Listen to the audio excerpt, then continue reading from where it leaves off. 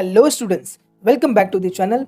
आशा करता हूँ कि आप सभी लोग स्वस्थ और सुरक्षित होंगे। So basically this is your part 3 and this will be your last part of your second chapter of history. ठीक है, सो चलिए शुरू करते हैं। सो बेसिकली अगर हम लोग कंटेंट की बात करें, so we have already covered classification of history in part 1। Various ideological framework हम लोग ने देख लिया है पार्ट 2 वीडियो में। ये वाले पार्ट में हम लोग देखेंगे आपका बहुत ही इंपॉर्टेंट टॉपिक्स, हिस्टोग्राफी इन दी पोस्ट डेवलपमेंट एरा। ठीक है, सो आफ्टर इंडिपेंडेंस सी इंडियन हिस्ट्री लिखने के तरीके में क्या क्या डेवलपमेंट हुआ है वो हम इस पार्ट में देखने वाले हैं। तो चलिए शुरू करते हैं। See, in this topic basically we'll be learning about your historiography in the post independence era। तो बेसिकली हम लोग इसमें इंडिया में आफ्टर इंडिपेंडेंस जो 3 इम्पॉर्टेंट फॉर्म ऑफ हिस्टोग्राफी जो शुरू हुआ तो उसके बारे में पढ़ने वाले हैं। ठीक है, तो मतलब किस विचारधारा से अलग अलग टाइप्स ऑफ हिस्ट्री लिखने की शुरुआत हुई इंडिया में। आप देख सकते हैं अपने स्क्रीन पे we have your very first Marxist history. See इसमें आपके जो कार्ल मार्क्स की आइडियोलॉजी है तो उससे रिलेटेड हिस्ट्री लिखने की शुरुआत हुई इसमें, जिसमें क्लास और कास्ट सिस्टम का जो क्लास स्ट्रगल है, इनइक्वालिटी है, डिस्क्रिमिनेशन है समाज में, तो मतलब उसको दर्शाने की कोशिश की गई। सिमिलरली अगर हम सेकेंड टाइप देखें तो it talks about your subaltern history.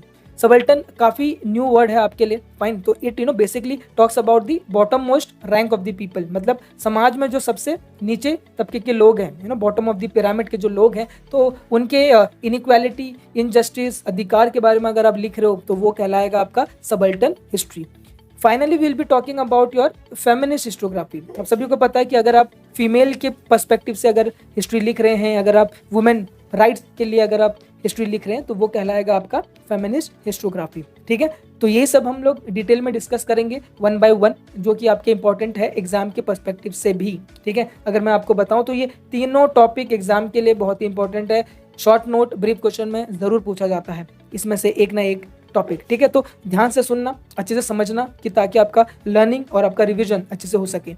और अगर कंटेंट अच्छा लगा तो सब्सक्राइब भी कर देना यार। ठीक है, सो चलिए शुरू करते हैं, मार्क्सिस्ट हिस्टोग्राफी को समझने की कोशिश करते हैं। मार्क्सिस्ट हिस्टोग्राफी की बात करें तो आप सभी को यह पता होना चाहिए कि इसकी शुरुआत कहां से हुई। So basically the Marxist ideology was started by none other than Karl Marx. We have already covered Karl Marx in your very first chapter under the notable scholar वाला सेक्शन। ठीक है, सो प्लीज अगर वो video आपने नहीं देखा है तो देखिए, बहुत ही सिंप्लीफाइड तरीके से समझाने की कोशिश की है कार्ल मार्क्स की आइडियोलॉजी, आपको बेटर समझ में आ जाएगा और फिर जिससे कि आप ये टॉपिक को बेटर रिलेट कर पाओगे। फाइन, तो आगे बढ़ते हैं। सी कार्ल मार्क्स का सबसे बड़ा फोकस हमारे सोसाइटी में जो इनइक्वालिटी हो रहा है तो उसके ऊपर था। ठीक है, तो उनका कहना था कि सोसाइटी में इनइक्वालिटी की वजह से 2 क्लासेस डेवलप हो गए हैं। पहला रिच क्लास जिनके पास सब कुछ है, सेकंड पुअर क्लास, हाँ तो जिनके पास कुछ भी नहीं है। तो पूरा काम दिन भर पुअर क्लास आपके काम करेंगे और सारा प्रॉफिट आपके रिच क्लास लेके चले जाएंगे। ये इनका मानना था, ये इनकी आइडियोलॉजी थी, विचारधारा था। ठीक है, सी इनका मानना था कि इनइक्वालिटी का जो सबसे बड़ा रीजन है वो है आपका means of production. Means of production क्या होता है वो हम समझने की कोशिश करते हैं। सी मीन्स ऑफ प्रोडक्शन को बेटर समझने के लिए आप राइट हैंड साइड में पिक्चर्स देख सकते हैं। इसका मतलब एकदम सिंप्लीफाइड तरीके से मैं बताऊं, सो इट बेसिकली मीन्स अगर आप एक फैक्ट्री सिस्टम लें, है ना, फैक्ट्री में आप कोई भी चीज को प्रोड्यूस कर रहे हैं तो प्रोड्यूस करने के लिए आपको कुछ मटेरियल्स लगेंगे। फॉर एग्जांपल आपको लैंड लगेगा, लेबर लगेगा, कैपिटल लगेगा, रॉ मटेरियल लगेगा, पैसे लगेंगे, एंटरप्राइज लगेगा। ठीक है, तो ये सभी चीजों को मिला के ये सभी चीज आपका बनता है factor of modes of production और मीन्स ऑफ प्रोडक्शन। ठीक है, और जो व्यक्ति इसे कंट्रोल करता है, जो व्यक्ति इसे कंट्रोल करता है मीन्स ऑफ प्रोडक्शन को, उसके पास ज्यादा प्रॉफिट आएगा। और वो व्यक्ति कौन होता है? वो बेसिकली बिजनेसमैन होता है। तो कार्ल मार्क्स का कहना था कि दिन रात काम करे फैक्ट्री में हमारे लेबर्स। ठीक है, लेबर्स काम करते थे दिन रात, वर्कर्स काम करते थे और प्रॉफिट कौन लेके चले जाता था? Businessman, right. तो कार्ल मार्क्स का कहना था कि जो भी मीन्स ऑफ प्रोडक्शन को कंट्रोल कर रहा है और वो सोसाइटी में डिवीजन क्रिएट करता जाएगा आने वाले समय में और इनइक्वालिटीज और बढ़ते जाएगी। ठीक है, अमीर अमीर बनते जाएगा, गरीब गरीब बनते जाएगा। और ये फिलोसॉफी और ये आइडियोलॉजी कुछ हद तक सही भी है, जो आप आजकल भी देख रहे हैं। फाइन, तो ये उनका मानना था कि the society will be divided into 2 groups, the haves and the have nots. See haves and have nots कौन से लोग होते हैं वो देख लेते हैं। The rich people are the haves, उनके पास सब कुछ है, and the poor people will be considered into have nots, है ना। तो ये सोसाइटी में 2 ग्रुप्स बन जाएंगे। तो ये तो बात रही मार्क्सिस्ट हिस्टोग्राफी की। अब हम इंडिया की पर्सपेक्टिव से देखते हैं कि इंडिया में मार्क्सिस्ट हिस्टोरियन तो किस टॉपिक के बारे में लिखा करते थे? तो बेसिकली उन्होंने क्लास के अलावा कास्ट सिस्टम के ऊपर भी लिखना चालू किया, क्योंकि इसी इंडिया में तो कास्ट सिस्टम भी एक मेजर प्रॉब्लम है, ठीक है, और ये भी कहीं ना कहीं इनइक्वालिटी के ऊपर बेस है ना, कि अपर कास्ट को सारी सुविधा है और लोअर कास्ट को सारी सुविधा नहीं है। ओके, तो इसके ऊपर भी लिखना चालू किया। We have some of the notable scholars और the historian you can say, तो जिन्होंने मार्क्सिस्ट आइडियोलॉजिकल फ्रेमवर्क को अपनाया है। For example Damodar Kosambi, comrade Dange and all those people. तो आप राइट हैंड साइड में देख सकते हैं photo. Fine, comrade Dange, so basically he was the one of the founder member of Indian Communist Party ICP in India. तो ये एक पॉलिटिकल पार्टी है, जैसे आपके कांग्रेस बीजेपी है, तो ये एक कम्युनिस्ट पार्टी है जो एक कम्युनिज्म की आइडियोलॉजी इंडिया में लाना चाहती है, ठीक है। तो ये रही मार्क्सिस्ट हिस्टोग्राफी के बारे में। सो ये पूरे स्लाइड का टेक अवे पॉइंट क्या है? टेक अवे पॉइंट ये है कि Marxist historiography they talks about your class system, ठीक है, योर कास्ट सिस्टम, ठीक है, they talks about the inequality in the society, ठीक है। तो ये आपको समझना है। और जो लोग ये टॉपिक के ऊपर हिस्ट्री लिखते हैं तो उन्हें हम लोग क्लासिफाई करेंगे मार्क्सिस्ट हिस्टोग्राफी में, ठीक है।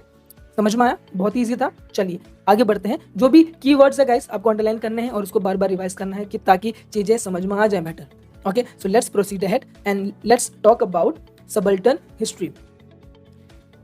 सबल्टन हिस्ट्री अगर हम लोग समझने की कोशिश करें तो सबल्टन हिस्ट्री में बेसिकली आपके समाज में जो सबसे नीचे तबके के लोग होते हैं, बॉटम ऑफ द पिरामिड में जो लोग आते हैं, जो पुअर लोग होते हैं, आप देख सकते हैं सबल्टन का मतलब है बॉटम मोस्ट रैंक, ठीक है। तो अगर आप इन गरीबों के बारे में जब भी आप हिस्ट्री लिखते हैं तो आपकी हिस्ट्री कहलाती है सबल्टन हिस्ट्री, ठीक है। So I hope you understand the point.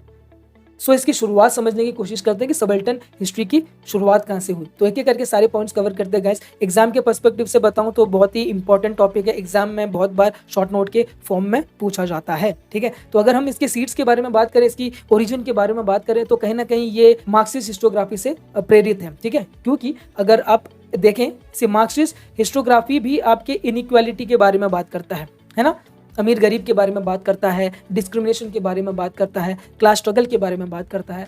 Similarly subaltern history भी कहीं ना कहीं आपके समाज के जो नीचे वर्ग है, जो निचला वर्ग है, तो उसके बारे में बात करता है, उनके स्ट्रगल और उनके अधिकार के बारे में बात करता है, ठीक है। इससे आप पता लगा सकते हैं कि subaltern history is not very old, ये अभी हाल ही में स्टार्ट हुआ है, एक new form of writing history है। और इससे आप उन लोगों के बारे में बताने की कोशिश करते हो जो समाज में सबसे नीचे वर्ग में आते हैं, उनके अधिकार के बारे में बताने की कोशिश करते हो, उनके स्ट्रगल के बारे में बताने की कोशिश करते हो, ठीक है। तो हम जरा आगे देखते हैं कि इंडिया के पर्सपेक्टिव से कौन कौन से ऐसे लीडर्स हैं जिन्होंने ऐसे वर्ग के लोगों के ऊपर हिस्ट्री लिखी है। अगर इंडिया की बात करें स्टूडेंट्स, तो जैसे कि देख सकते हैं स्क्रीन पे, महात्मा ज्योतिराव फुले जी ने तो सबसे पहले स्टार्ट किया था लोअर कास्ट लोगों के लिए, फाइन, गरीब लोगों के लिए, तो उनके अधिकार के लिए उन्होंने लड़ाई लड़ी थी। Similarly we have doctor Baba Saheb Ambedkar ji, ठीक है। इन्हें आप कैसे भूल सकते हैं, इन्होंने तो हमारे देश का संविधान लिखा हुआ है, कॉन्स्टिट्यूशन लिखा हुआ है बाबा साहेब अम्बेडकर जी ने, फाइन। अगर हम लोग बुक्स की बात करें, सो ज्योतिराव फुले जी ने अपनी किताब में गुलामगिरी, बुक्स का नाम बहुत इंपॉर्टेंट है, याद रखना, match the column filling the blanks में जरूर आता है, ठीक है। सो गुलामगिरी महात्मा ज्योतिराव फुले जी ने लिखी है एंड डॉक्टर बाबा साहेब अम्बेडकर जी ने लिखी है हु वर द शूद्रास, ठीक है, नाम याद रखना किताब का, who were the Shudras and the untouchables. ये कुछ किताबें लिखी हैं और इस किताब के माध्यम से समाज में अवेयरनेस और जागरूकता फैलाने का काम किया गया है, फाइन। अभी हम आगे बढ़ते हैं नेक्स्ट टॉपिक के लिए और वो है फेमिनिस्ट हिस्टोग्राफी। फेमिनिस्ट हिस्ट्री की बात करें स्टूडेंट्स, तो फेमिनिस्ट हिस्ट्री में आप वुमेन और फीमेल पर्सपेक्टिव से हिस्ट्री लिखने की कोशिश करते हैं। आप वुमेन के रोल्स और अचीवमेंट को रिकॉग्नाइज करते हैं जो इतने सालों से निगलेक्टेड है, ठीक है। कि कहीं ना कहीं अगर हम बात करें समाज की, तो समाज में हम ये बताने की कोशिश करते हैं कि women should also get equal rights and equal opportunity, ठीक है। तो अगर इंडिया की बात करें तो इंडिया में बेसिकली जो हमारे फेमिनिस्ट, अगर किसी राइटर की बात करें कि जिन्होंने वुमेन राइट्स के ऊपर सबसे पहले किताब लिखी है, मेल डोमिनेशन को अटैक किया है, हमारे पैट्रियार्कल सिस्टम को अटैक किया है, ठीक है, तो वो है हमारे ताराबाई शिंदे जी, ठीक है। She was basically one of the foremost feminist writer in India. Basically she attacked the male dominated social system, ठीक है, and the caste system as well, ठीक है। तो उन्होंने अपनी किताब लिखी है, किताब का नाम जरूर याद रखना गाइस, बहुत ही इंपॉर्टेंट है, स्त्री पुरुष तुलना, स्त्री पुरुष तुलना in 1882, ठीक है। So this is acknowledge as the first feminist book in India, बहुत इंपॉर्टेंट है।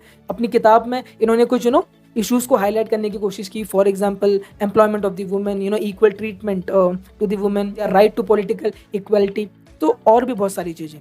फाइन, आई होप आपको चीज़ें समझ में आई। तो लास्ट में स्टूडेंट्स मैं आपको एक ही मैसेज देना चाहूँगा कि see this is new India, right. हम सब लोग पढ़े लिखे हैं।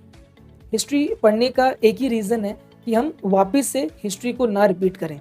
जो भी गलतियां हमारे पूर्वजों ने की हैं, जो भी इतिहास में एक्सप्लॉयटेशन, डिस्क्रिमिनेशन हुआ है लोगों के साथ, वो सब हम नहीं रिपीट करें। फाइन, तो अगर हमें इंडिया को, अपने नेशन को डेवलप बनाना है, उसको एक प्रॉस्पेरिटी के दिशा में लेके जाना है, तो हमें सभी को, मेल हो, फीमेल हो, अपर कास्ट हो, लोअर कास्ट हो, किसी भी क्लास के हो, मिडिल क्लास, अपर क्लास, तो सभी लोगों को साथ में आके मिल के काम करना पड़ेगा। अपने इंडिविजुअल प्रॉस्पेरिटी के साथ साथ देश की प्रॉस्पेरिटी भी करनी पड़ेगी। सो बेसिकली स्टूडेंट्स, अगर आपको कंटेंट अच्छा लगा तो लाइक करो या सब्सक्राइब करो और शेयर करो अपने फ्रेंड्स के साथ, ठीक है। Thank you for watching, thank you.